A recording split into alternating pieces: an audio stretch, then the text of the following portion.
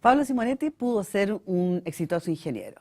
Bueno, lo fue en realidad. Estudió en la Católica y después un magíster en Ingeniería Económica en la Universidad de Stanford. Pero un día, un momento o después de cortas o largas reflexiones, decidió volcarse a su vocación, la literatura. Eso fue en 1996 y ya al año siguiente logró el primer lugar en el prestigioso concurso nacional de cuentos Paula con Santa Lucía, que pasaría a integrar el volumen Vidas Vulnerables del año 99, que a su vez obtuvo mención especial del Premio Municipal de Santiago. Luego vendrían las novelas Madre que estás en los cielos, 2004, traducida a varios idiomas, y una de las 3 novelas más vendidas en Chile en los últimos 15 años. Le siguieron también con mucho éxito La razón de los amantes, 2007, La barra del pudor, 2009, La soberbia juventud, 2013 y Jardín, 2014, publicadas en Latinoamérica y España. Jardín fue adaptada al teatro por Emilia Noguera, estrenada en la Católica con récord de público, después tuvo que irse a otra sala. Y en 2017, Desastres naturales. La crítica muy dividida, algunos muy severos, pero que es exitoso lo es. Lo que quizás no todo el mundo sabe es cuán buen maestro es Pablo Simonetti. Sus talleres de la Universidad Finisterra se repletan de postulantes. Pero ¿saben lo mejor? Es que el listado de sus alumnos que han conseguido no solo publicar, sino que conseguir relevantes premios es impresionante. Como por ejemplo, Eduardo Plaza, autor, entre otros, de Hienas, y Plaza integró en 2017 la lista Bogotá 39, que elige a los mejores escritores de ficción menores de 40 de América Latina. Él también nos acompaña en Del fin del mundo.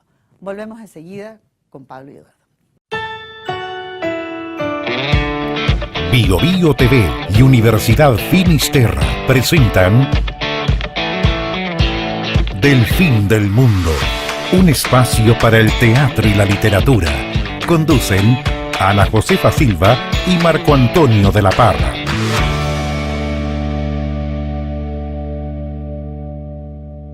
Bueno, yo voy a comenzar leyendo de Desastres naturales, Pablo Simonetti, ¿no? Que tiene 2 comienzos. Hay uno que dice 2015. La única secuela que me dejó el infarto cerebral fue la voluntad de descifrar la relación que tuve con mi padre. También su cerebro sufrió el primer tropiezo antes de que cumpliera 60 años. Por primera vez en la vida me sentí como Ricardo. Fui él, en cierto modo. Mi esfuerzo estará mediado por la distancia que creció entre nosotros, por cómo su imagen se refractó en las personalidades de mi madre y mis hermanos. En la memoria permanece como un personaje enigmático, opaco, inasible. En la construcción de mi personalidad, como un antagonista, el otro a quien culpar. En la vida, como un protector que me legó privilegios y un atisbo de la valentía. ¿Cómo te fue en esto de trabajar con tu padre? Porque habías trabajado notablemente con tu madre, madre que estás en los cielos, ¿no? Y acá... Siempre de la madre. No, yo ya estoy segura si todo. Oye, yo creo que tú vayas a todas las encuentros que yo haga y leas ese introito. Porque lo haces también, eres un gran actor, siempre se me olvida eso. Esa parte, claro. Claro, yo te conozco en el mundo más de la literatura. Fue mucho más difícil que tratar Sí. con la madre, ¿no? Claro. La madre que está en los cielos es una novela que yo escribí en primera persona femenino tomando la voz de la madre, al punto de que ella era, no sé, yo podía apropiarme de, por ejemplo, del lenguaje de mi madre, de su mundo histórico. Sí. De la corriente de sus emociones y de su sensibilidad. Aquí yo podía solamente contar al padre de manera, digamos, con una, ¿cómo decirlo?, con una especie de estratagemas periféricas. ¿Sí? Por ejemplo, parto contando un viaje en el sur, al sur, digamos, en el año Villarrica, 71, claro. que el único momento que este hijo y este padre han estado juntos, cercanos, y en que ha habido admiración mutua, en que ha habido cercanía, y después dije, ¿cómo sigo adelante? No sabía muy bien cómo seguir adelante, y ahí se me ocurrió contar al padre después de muerto, que viene la siguiente parte, que es cuando ya que la novela de hecho parte con eso, pero es lo que escribí en segundo lugar, que es toda la parte de la muerte del padre. Y por último dije, bueno, ya tengo este comienzo, que esta cima de la infancia del protagonista, cuando se siente cerca con su padre. Tengo la muerte del padre, cuando ya sentimos que hay una distancia muy grande, insalvable. Entonces, ¿qué hago? ¿Cómo uno estos dos puntos? Y ahí escribí todo el proceso de crecimiento, de descubrimiento de Marco, y al mismo tiempo el proceso de la caída del padre, digamos, Sí. que produce que termine por haber esta distancia que nos lleva a la muerte. Ahora, Entonces tú te das cuenta que es como una construcción muchísimo más elaborada. Tuviste que trabajarla más. No desde dentro, sino como Sí. encontrando estos lugares por donde entrar. Y siempre poniendo el acento en esta distancia que le hacía al hijo imposible acercarse a la sensibilidad de su padre. Siempre estaba tratando casi como con un ser racional, sin que las emociones de la relación padre-hijo estuvieran involucradas. Hay varias cosas en esta novela, esto de los desastres naturales, ¿no? Las metáforas, ¿no? El volcán, el comienzo, digamos, que está en la portada de José Pedro Godoy, ¿no? Este volcán, la lava, y un párrafo que es muy interesante ahí. Tuve que esperar hasta el maremoto de Chile del 2010 y de Japón del 2011 para comprender que al principio el agua llegaba tímida hasta la orilla y después seguía fluyendo como un río que se crece cada vez más bravo, sumando altura durante un largo rato hasta alcanzar su máximo nivel de inundación. Así también fue la forma en que la enfermedad arrasó con mi padre. Así también fue como el odio creció en Chile. Y ahí abres otra beta, otro curso de lava de esta novela, ¿no? O sea, está el padre, está toda una especie de novela de iniciación, Bildungsroman, digamos, de Marco, ¿cómo es el apellido? Orezoli. Orezoli, ¿no? Y además la historia de Chile. Claro. Es ambicioso el panorama, ¿no? Sí, hay que decir, bueno, yo creo que la ha comprado mucha gente, pero que estos capítulos se van abriendo efectivamente con fechas. Claro. Yo creo que ayuda bastante esta cuestión del raconto, el flash forward. Sobre todo, pues, claro, porque la novela va y viene entre los tiempos, Va y entonces puede, eventualmente, si uno no pone la fecha, se pierde un se poquito. pierde la lectura. Sí, hay que facilitarle las cosas Claro. igual. Un poquito. Ahora, a mí lo que me parece es que todos estos espacios, los espacios que tú describes, ¿no? El espacio de la familia, el espacio de la historia de Chile, el espacio de nuestra relación con la naturaleza, son todos espacios que están tocados por una idiosincrasia común, que es cómo nos relacionamos con la naturaleza, o con nuestros fenómenos políticos que podrían nacer también, podríamos decir, como del alma nacional. Hay algo ahí fatídico, como se enfrentan con fatalidad y resignación y cierta beatería, en vez de enfrentarlo con ojos abiertos y con capacidad de decisión. Es como, yo recuerdo el golpe fue, veníamos ¿cuánto tiempo hablando de que iba a haber golpe? Prácticamente el año entero. Era como que la gente estuviera esperando el golpe y no éramos capaces de sobreponernos a eso. Y las fuerzas políticas hablaban, pero hablaban siempre finalmente con el golpe como un lugar. Y después, cuando vino todo el atropello de los derechos humanos, también hubo una especie como de situación de no reaccionar, de no mirar las cosas con claridad. Por otra parte, en esta familia ellos enfrentan la homosexualidad del hijo también, como si fuera una maldición, una fatalidad, algo que te cae encima y de lo cual no te puedes liberar. Otro desastre natural. Otro desastre natural, Otro desastre. claro.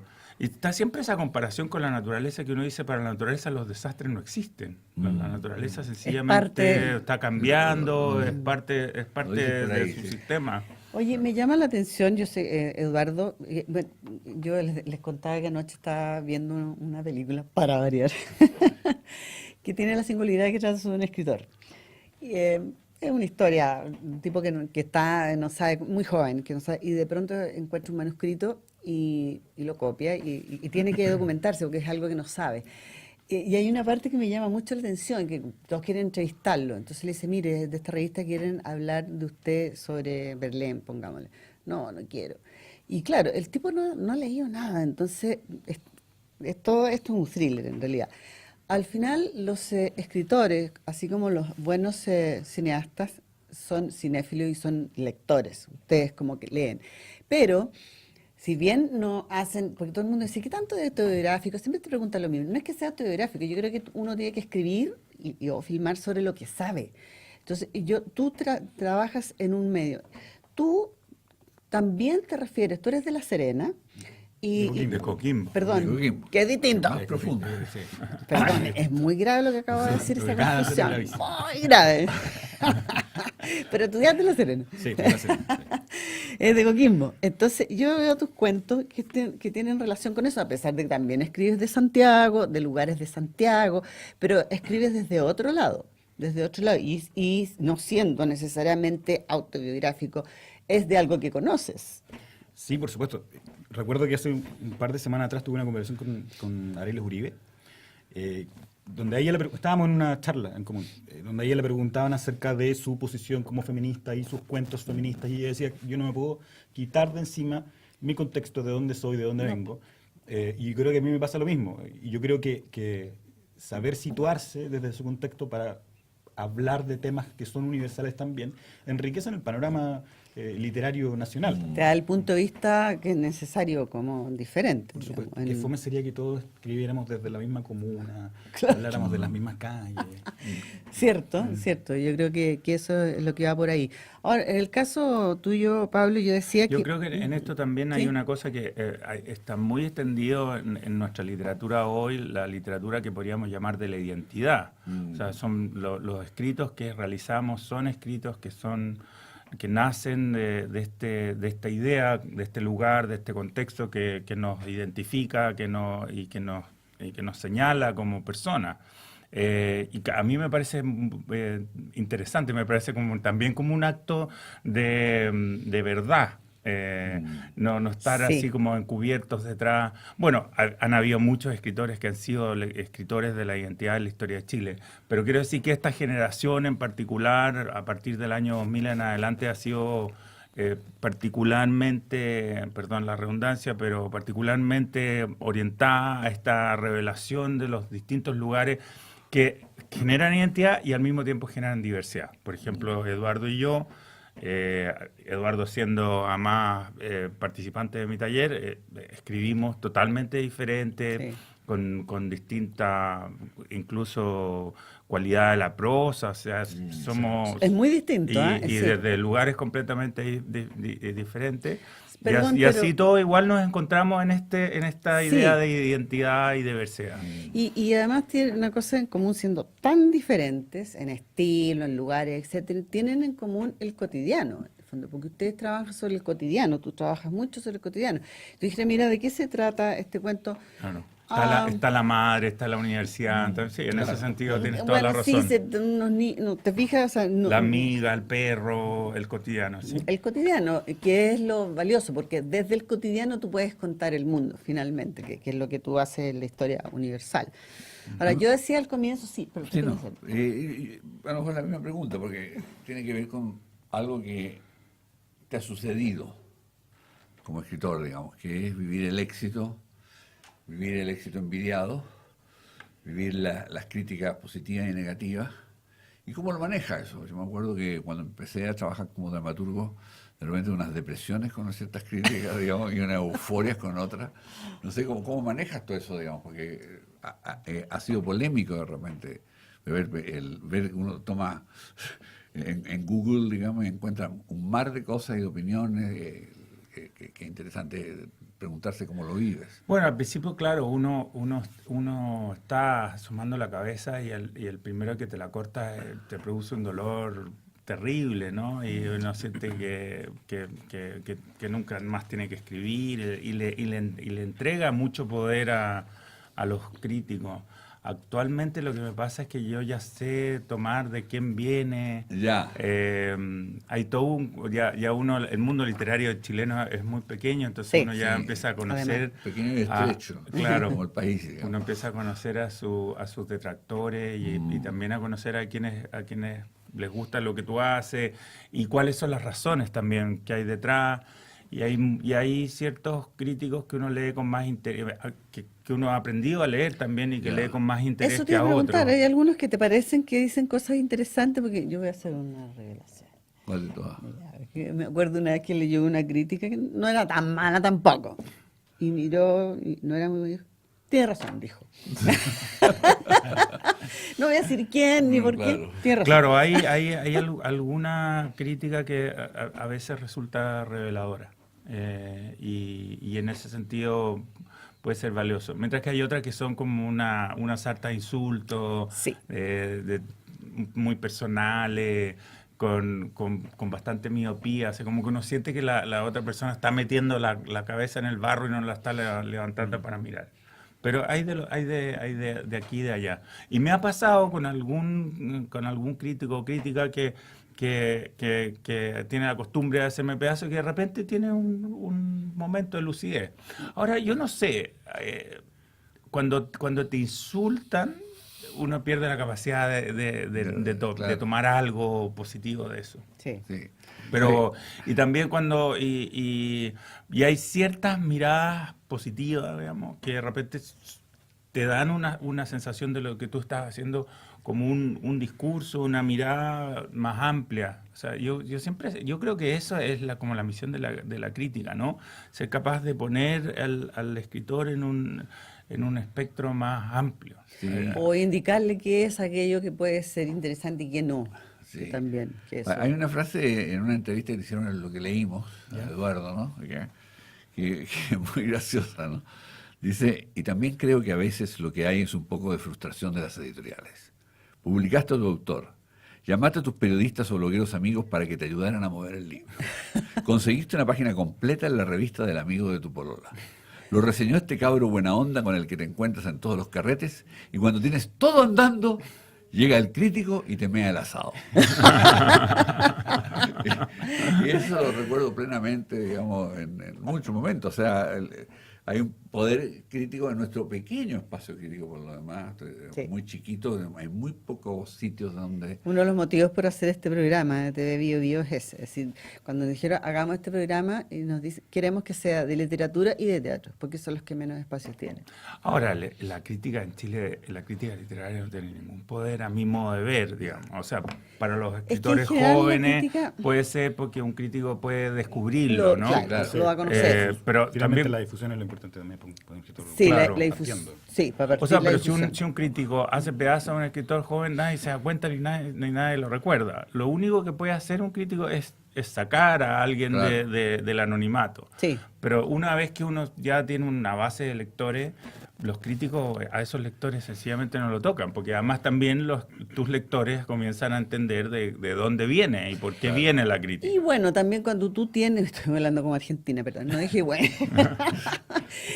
Cuando tú dices que tú tienes una base de lectores, no necesariamente esa gente hace un análisis de lo que dice la crítica.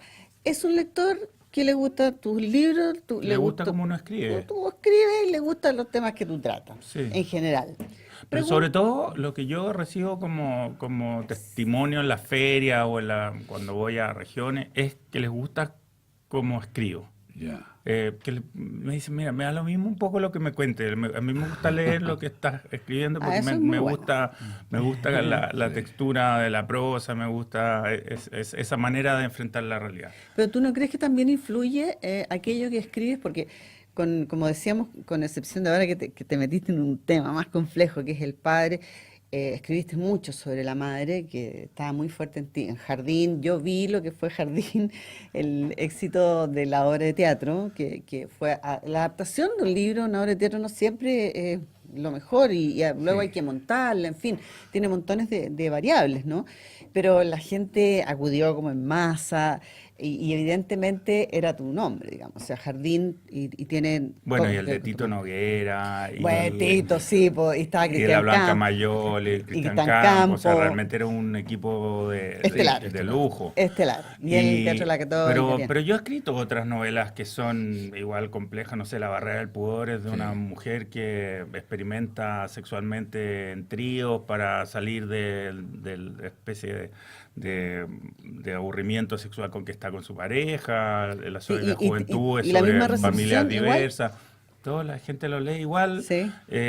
cuando no son ni familiares, porque La razón de los amantes, La barrera del pudor y La soberbia juventud son novelas de familias alternativas, podríamos decir, pero no es la, Claro, no es la no es la mamá, madre, no el claro. padre. Sí, porque uno podría pensar eso. Yo tengo estas 6 novelas. Diría que tres son familiares, Madre que está en los cielos, Desastres naturales y Jardín, y 3 son novelas, diríamos, de pareja o de amistades íntimas. Y ahora lo diferente en Desastres naturales es que la polaridad es masculina, y en cambio Madre que está en los cielos y Sí, Jardín es femenina.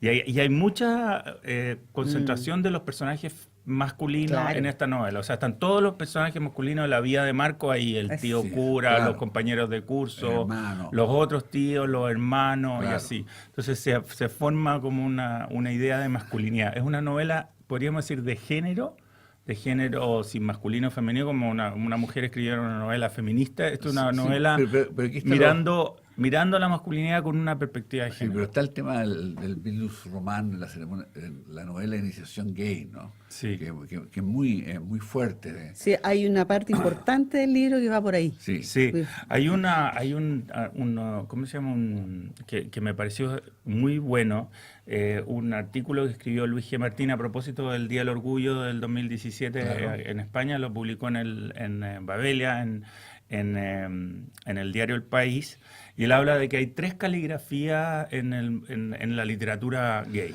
Y una de las caligrafías es la de los vínculos frustrados, la dificultad, el Bildungsroman de gay. El otro es el tipo que epicurio, dancístico, Claro. podríamos decir, el Lemebel podría Claro. ser. Y el otro es, no, en realidad el epicurio, el dancístico es más... estoy pensando en Eduardo Mendicuti, Sí, claro. en gente O como en más que Heinlein el también, gozo ¿no? de la vida, ¿no? Y por último está en los que usan esto como una frontera, una bandera que podría ser el MB, el Gené, de la marginalidad. En el fondo es como Sí. una representación a través de la homosexualidad de toda la marginalidad. Entonces estas 3 caligrafías se van Sí, mezclando, sí. y esta yo creo que es parte de esa primera caligrafía. Claro, y esta novela de iniciación, me acuerdo de Maurice, de Forster, o Amistad profana, Harold Brodsky, novela... O La hermosa habitación estaba vacía, o la historia del muchacho de de Edmund White. Claro, Sí. está El chico de Hanley también. Hay varias novelas que es casi un subgénero. Podríamos decir que sí. Claro. Ahora, ahí también hay tú siempre, como decía yo, escribes desde el lugar que tú conoces, que es una burguesía. Ese es desde ahí, porque es lo que tú conoces. Después te voy a contar unas conversaciones, vuelto a las películas, en que hacíamos esta diferencia con un colega crítico, que es importante conocer el lugar, salvo que hagas investigación histórica, que esa es otra cosa. Pero vamos a hacer una pausa y Pausa. volvemos inmediatamente. Si eres una persona comprometida con el desarrollo de los demás, si eres de los que piensan que las personas deben ser motivo, centro y fin de nuestras acciones, si eres de los que ven su profesión como una oportunidad para aportar a la sociedad, entonces la Finis es tu lugar.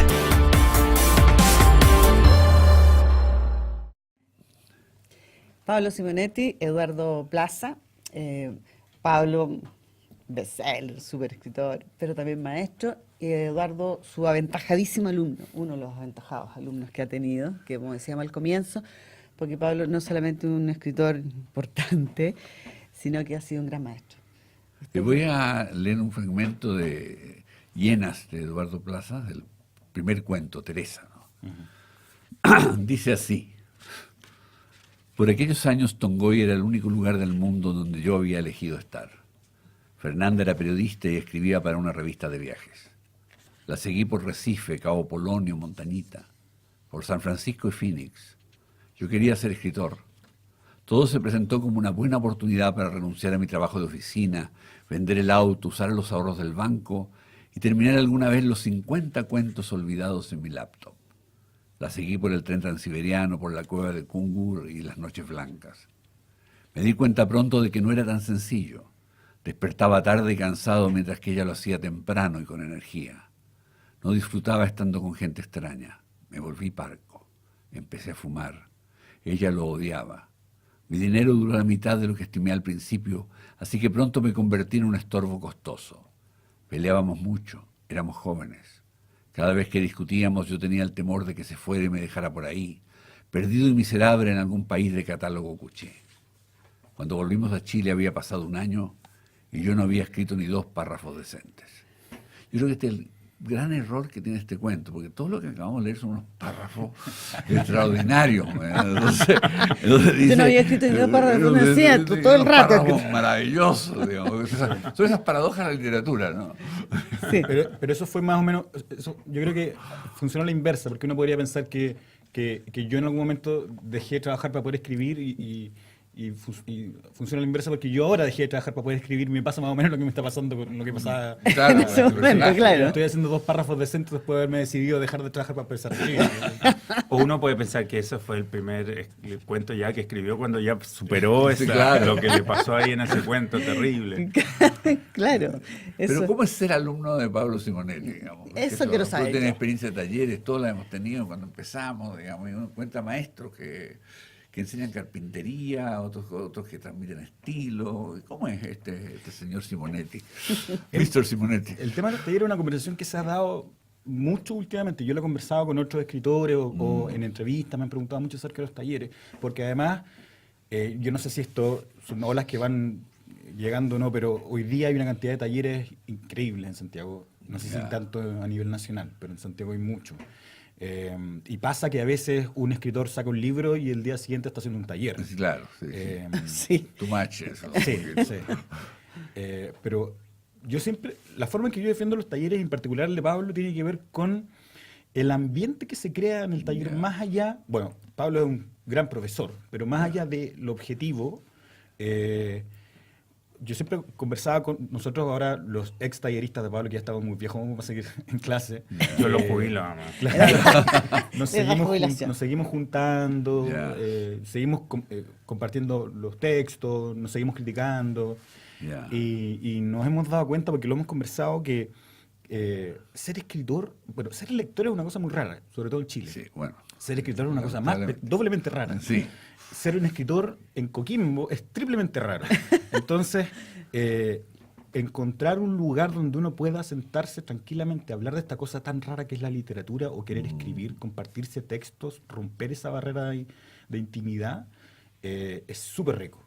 Y yo creo que, y de hecho creo que un par de veces lo hablamos en el taller, cuando tú decías de repente como, este es uno de los pocos lugares donde yo puedo hablar tranquilamente de literatura, porque te invitan a algún lanzamiento, a alguna feria, y terminas hablando de cualquier cosa, menos de lo que te gusta a ti, de los libros que te apasionan, o esto de sacar un texto. ¿Qué libro te apasiona? Perdona. Sí, de una. O sea, yo creo que El vaso de leche de Manuel Rojas es mi relato favorito de la vida. Yo creo que es mi texto. Ahora entiendo. Es mi texto perfecto. Ya. Yo también tengo. ¿Te has fijado, perdón, Marco Antonio, nosotros cuando nos ponemos a conversar, siempre terminamos hablando de temas editoriales? Nos cuesta mucho hablar de literatura entre los escritores más viejos, porque Sí, es claro. más fácil pelar a la editorial que ponernos nosotros en riesgo de entrar en una conversación literaria. Claro. Está lleno de orgullo y de protecciones. Ellos tienen esa No. eso se aprende en el taller, a Ya. poder criticarse sin estar necesariamente Descalificándose. compitiendo, Sí, ni los orgullos se podríamos decir se reblandecen. No sé si desaparecen, pero por lo menos están en un estado de menos arisco, digamos, los unos con los otros. Sí. Aprenden a ser compañeros. Ah, bueno, eso. Y en tu identidad tú dices que veo que el taller la respetas, la identidad de todos. Está el vaso de leche, tú lo colocas en primer lugar, digamos. Es el texto que a mí me define como ser humano, así, más Ya, allá de si quiero o ya. no quiero escribir parecido a Manuel Rojas. Ya. Como, yo escribo o leo porque leí ese cuento, no sé, a los 15, 16 años. Ya, ¿y cómo sigue tu árbol genealógico? ¿Qué otros Luego de maestros, eso, claro, digamos? hay muchos autores que a mí me gustan, sobre todo más como de la escuela estadounidense, Carver, Salinger, creo que... Carver esa- sin edición, dices tú por ahí. No, bueno, Carver sin edición, sí. Ya. Sí, yo leí, bueno, todos leímos antes a Carver editado, Pero también me gusta Carmen Editado. Yo creo Ya. que ahí hubo una muy buena, Buen trabajo. un buen trabajo. Pero claro, Carver un poquito más extenso, más suelto, no tan apretado.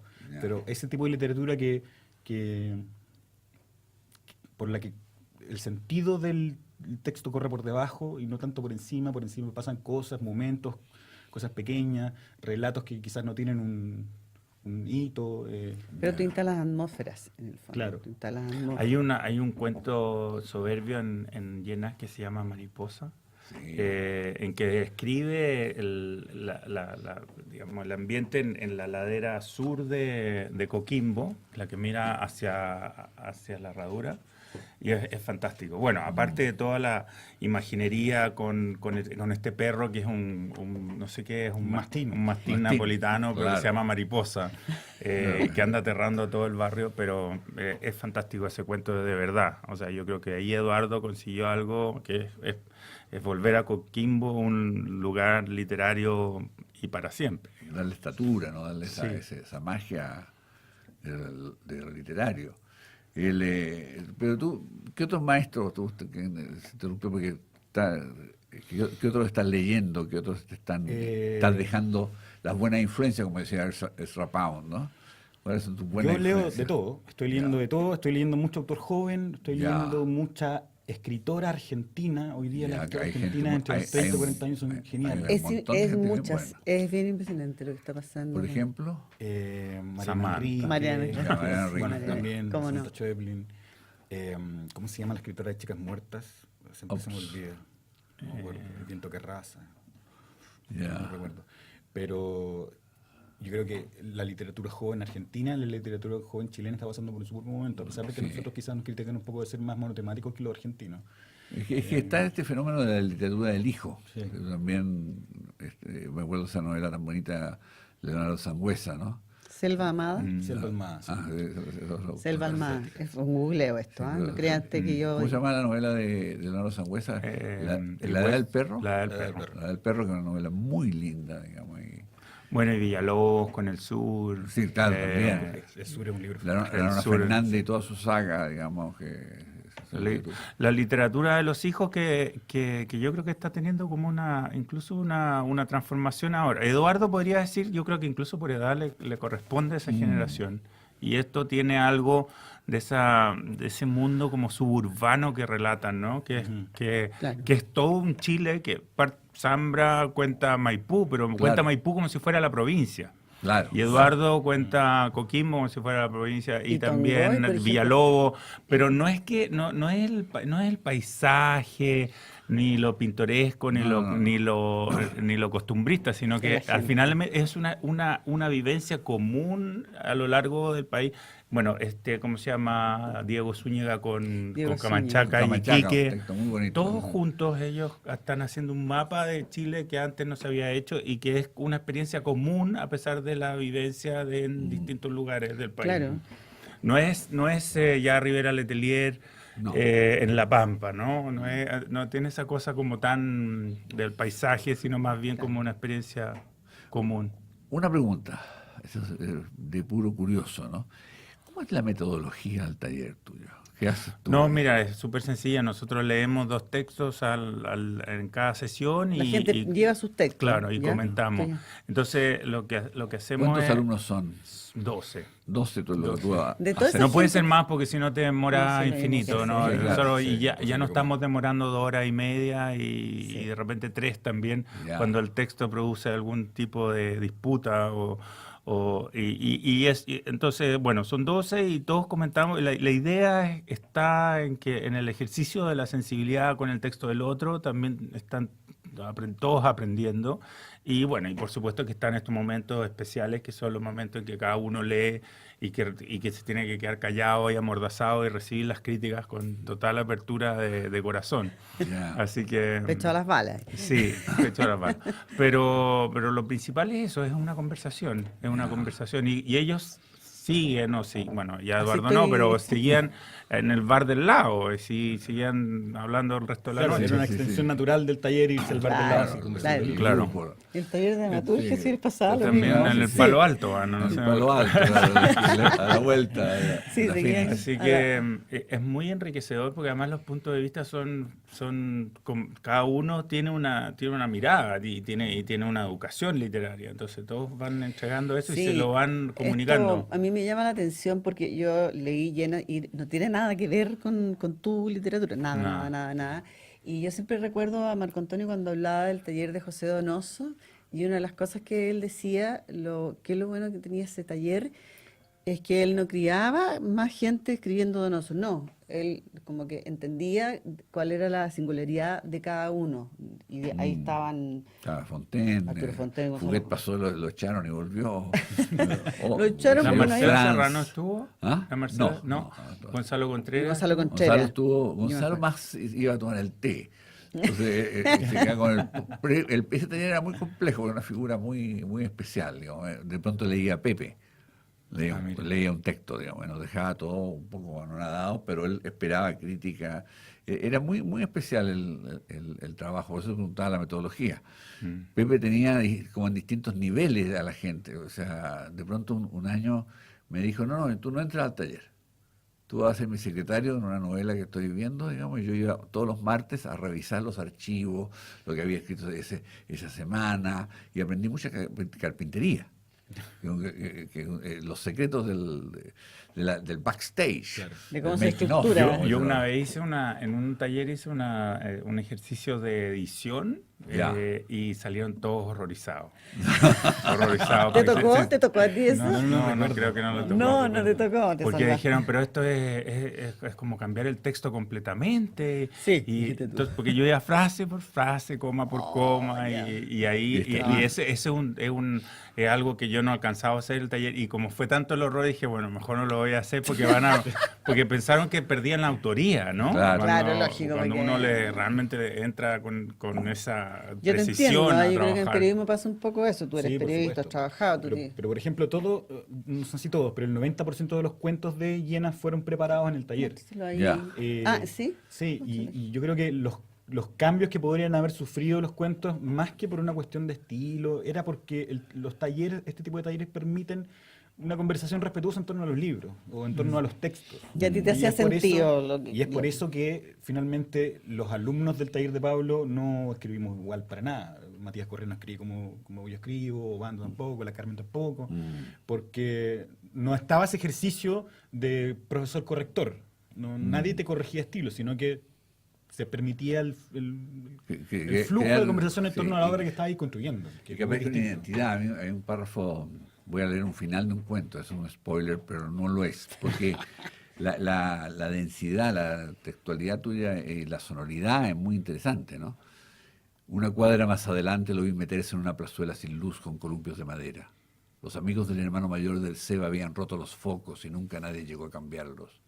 Cuando lo alcancé lloraba sin consuelo escondido detrás de una banca. Me senté con él y le rogué que volviera a su casa para que no le siguieran pegando, creyendo que eso era todo el castigo que un niño podía recibir de su papá. Sin dejar de llorar, Miguel Rodewald me abrazó con fuerza y entre su gemido dejó escapar una sola palabra, entrecortada y sin ritmo, como una gotera incesante. Quémalo, quémalo, quémalo. Tomé su rostro triste con ambas manos, limpié sus lágrimas sucias y le di un beso largo y ahogado. No te preocupes que lo vamos a quemar. Lo vamos a quemar, repetí, antes de ponerme a llorar. Hay un ritmo en este material que es... Ese párrafo tiene una historia. Ese párrafo ¿Tiene tiene una historia? historia No en me el taller, digas. sí. ¿Ya? Ah, Ese final fue súper conversado. Ya. Como que más, cuando yo presenté Muy ese cuento en el logrado. taller, más como de los temas formales, ¿no? Si me gusta esto, era como el final. Y porque recuerdo que esa frase se cambió, porque el niño besaba a su amigo en la boca. Ya. Y Pablo preguntaba, ¿pero es necesario que lo bese en la boca? Y nos pusimos... ¿En qué época de la Sí. literatura chilena hubiera sido interesante que ese niño se besara en la boca con el otro? Ese tipo de conversaciones se dan en los talleres. Más allá Ya. de, no, es que esta coma está mal, cambia esta palabra por otra. Claro, Era es como cuestionar- pensarla, cuestionar reflexionar. como el sentido profundo de lo que estás escribiendo. Ahora, es evidente el tono desesperanzado de Eduardo, ¿no? Oh, sí. En los dos Fuerte, textos que has leído muy y fuerte. en los demás, En los demás. es lo mismo. Y quizás eso es una de las cosas, la belleza de la desesperanza, ¿no? Y Que además el transmite. oído, Sí. el oído de Eduardo es muy interesante. Tú dijiste que, a raíz de lo que leyó al principio Marco Antonio, que tú ahora sí estás dedicado a la literatura. ¿Se puede estar dedicado? No, por supuesto que no. Por supuesto que no, por supuesto que no. No, por circunstancias, bueno, yo trabajaba en Providencia, en la municipalidad, por circunstancias de la vida, la administración cambió. Sabemos. De la vida. Y por circunstancias de la vida, uno se va se va con las administraciones también. Entonces yo en ese momento tenía posibilidades de irme a trabajar a otros lados, tenía como ahora hartas posibilidades y dije, no, voy a parar un rato porque quiero escribir. Paré 6 meses y me pasó lo que le pasó al protagonista del cuento, que no escribí ni 2 párrafos buenos. Entonces, ahora tengo que volver al ritmo laboral sin haber terminado la Sí. novela que estaba escribiendo. Estás escribiendo una novela. Sí, estoy escribiendo una novela corta. No me Ya. sale escribir en largo. La sé si novela pueda, corta es un gran tampoco. género. Gran género. Sí. Novela, Y- precioso. Y me pasa también que quería seguir escribiendo cuentos. No sé, que era como lo que le preguntaba a Pablo al principio antes de que empezáramos. Como, ¿por qué no está escribiendo otro libro de cuentos? De cuento. Bueno, porque me pasa que de repente siento que se siente al escritor de cuentos como lo previo de lo que en realidad uno debería escribir, que es una novela. Sí, Y ojalá es- una es- novela de 300 páginas. Y ojalá la novela, la gran tu novela vida, sí, chilena. claro. Y ese es un equívoco. Es que como si está fuera un paso circulando, previo ¿no? a consagrarse como un escritor serio. Claro. Dejar de escribir cuentos y empezar a escribir novelas. No es mi interés, estoy escribiendo una novela larga, o sea, una novela corta porque siento que no da para escribir un cuento. Yo siento que necesita un poco más de desarrollo. Pero no sé por qué pasa eso. Que los A mí escritores lo que me dejan de pasó es que escribir se me cuentos. alargó la mano, digamos. O sea, esa es la sensación que tengo. Y la ¿Acá? novela da unas libertades ¿Acá se te largó? No, o en No, en Ya. general. Entonces, como que las historias que me vienen a la mente son historias más largas, que necesitan más desarrollo, más robustas, pero escribí Jardín y yo creo que voy a... Volver al o sea, cuento. de hecho, estoy escribiendo una novela que va a ser una novela corta, no sé si tan Ya. corta como Jardín, Sí. Jardín era particularmente una novela breve, así una novela o novela, como lo queramos llamar. Los gringos le llaman novela con doble L. Sí, claro, novela. Y ¿Qué es novela? ese género me gustó mucho. Ya. Mucho. Lo encontré que tenía esa la precipitación, así como la urgencia del cuento, pero al mismo tiempo uno tenía espacio como para dibujar Para un desarrollar paisaje. lo que claro. tú querías hacer. Claro. Ahora igual, alumno te tira un desafío, tienes que hacer Sí. libro de cuentos. No, pero más cuentos no creo. Yo creo que en 10 páginas ¿eh? yo ahora a estas alturas no podría. No sé si uno se pone No, viejo no y se quiere sabe. contar muchas cosas, pero... Pero me gusta una novela breve porque tiene esa tensión del cuento igual, Sí. digamos, o sea, Exactamente. y que uno después las corrige y las corta. Yo, Y hay belleza Jardín también. tenía 30, 40 páginas más y se las saqué porque le sobraban. Hay novelas breves magistrales, Los adioses de Onetti, por ejemplo. Mira. Onetti, O bueno, ah. y la que estábamos hablando al principio, que es la muerte en Venecia. Muerte en Venecia. Que es o- una historia. O la muerte de Iván Illich también. Claro, de bueno, Tolstói. De Iván- Obvio, sí, es claro. cortita. Sí. O la misma La Tregua, fíjate, Benedetti es cortita también. y dice tanto. Sí, El desierto de los tártaros, de Busati. Bueno, esa es un poco más larga, un Sí, pero un poquito. poquito. Y la defensa de Nabokov, tú que pones un ajedrecista. Sí, pues aquí- acá- Ah, claro, ajedrecista. no, pero ese no lo he leído, ese Ah, muy Nabokov. linda novela. Estamos llegando al Sí. final del Y programa. usted tiene un librito Yo a quería recomendar. hacer lo que hacemos siempre, recomendar algún libro y también le vamos a pedir a ustedes que recomienden uno Los suyos. a nuestros espectadores lectores. Y me encontré con esta reedición de una novela que adoro, de William Styron, La decisión de Sophie. Una novela espléndida, perfecta, magnífica, que publicó Navona en una ¿Y qué? colección. Navona, ¿no? Navona, en una Sí. colección que se llama Los Ineludibles. Qué Sí. título más tentador, digamos. Te contaba, yo conozco al editor Pérez Urea, era el editor de Norma en España, después Norma dejó de estar en España y él creó esta nueva editorial, Navona, Ahí está. y él Pues sí. es un gran lector. Bueno, y un gran se editor. resistió a comprarla una vez que la encontró. No, Y por nada. si acaso es mucho más que la película. Eso hay que Sí, por favor, la decirlo. gente porque ve la película y dice, ya, Ya lo leí. Se se lo lo siento, claro. No va de eso. Ahí él también tiene un libro breve que no es una novela, pero que se llama, ¿cómo se llama? El de la oscuridad, sobre su depresión, cuando está a punto de matarse. Esa terrible oscuridad, algo así. Bueno, no me acuerdo en este momento. Sí. Pero ustedes, ¿qué recomendarían así para nuestros lectores? Una novela. No tiene que un ser libro, nacional, un libro de o sea, cuentos, puede ser. nacional, internacional. Lo último que leí, que fue hace un par de días, es no sé si es una novela, es una artista que se llama Lian Shapton, en Estados Unidos, que escribió, es un catálogo, una novela, es un catálogo ficción de los objetos de una relación que terminó. Ya. Y el catálogo está ordenado cronológicamente. Entonces uno puede ver a través de las cosas que van vendiendo, como, no sé, los pijamas que se regalaron, las cartas que se mandaban, las postales, los tickets de viaje. Es reconstruir una vida. Qué buena, ¿eh? La autora reconstruye la vida a través de esta novela, que en realidad es un catálogo que tiene más imágenes que texto. ¿Y cómo se llama la novela? No lo recuerdo porque el Busquémoslo. nombre es súper raro. ¿Y la autora? Lian Shapton se llama. Pero ya más local, a mí me gusta mucho Carlos Araya Díaz, un escritor del norte, que tiene su último libro que se llama Historial de Navegación. Está situado en Calama. Habla del desierto. Mira, otro espacio. Digamos. Sí, Pero me imagino que debe tener también esta experiencia parecida de lo suburbano, así ¿no? es, sí. Como subjetivamente describe el desierto. La como un lugar. modernidad ha producido un sentido de cohesión en los chilenos. Es esa cosa que nosotros encontramos horrorosa, que son las farmacias, las estaciones de servicio, todo eso, pero al mismo tiempo la experiencia se ha empezado a parecer. Hay un mall en Calama, hay un mall en Coquimbo. Claro. O sea, realmente esta experiencia como de la vida residencial más comercio está extendida a lo largo de todo Chile. En Castro uno lo encuentra en todas partes. Y para despedirnos, ¿qué recomendarías tú? Bueno, yo en el verano leí una novela así que se llama Tan poca vida. Ahora me van a tener que ayudar, pero se llama Hania Yanagihara. Claro. Oye, te felicito. Yo todavía me cuesta. Hania pronunciar Yanagihara Svetlana. es una escritora norteamericana, pero de ascendencia japonesa, y escribe la historia de 4 compañeros de universidad que van a la universidad en Nueva York. Yo supongo que en la Universidad de Columbia nunca se dice que es la Universidad de Columbia, pero da la sensación que así es. Los 4 con pasados completamente distintos. El protagonista, Jude, tiene un pasado brumoso. Nadie sabe, incluso tiene una representación. Nadie sabe si es negro, si es oriental, si es norteamericano. Tiene una mezcla de razas totalmente que lo hace indescifrable. O sea, Y eso lo permite está bien pensado. una novela. Y tiene estos otros 3 amigos. Los 4 tienen unas vidas muy exitosas en Nueva York. Así, uno es pintor, otro es actor, a todos les va bien, a él es abogado. Y el cuarto, ¿qué es lo que hace el cuarto de actor, pintor? El arquitecto.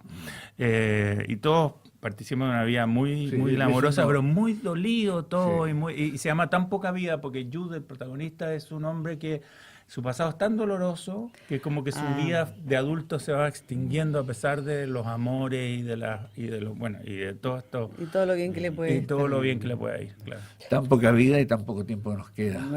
Nos despedimos. Así en general en la vida.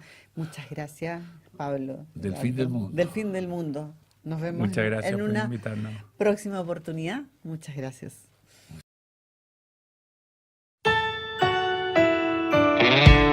Vigo Vigo TV y Universidad Finisterra presentó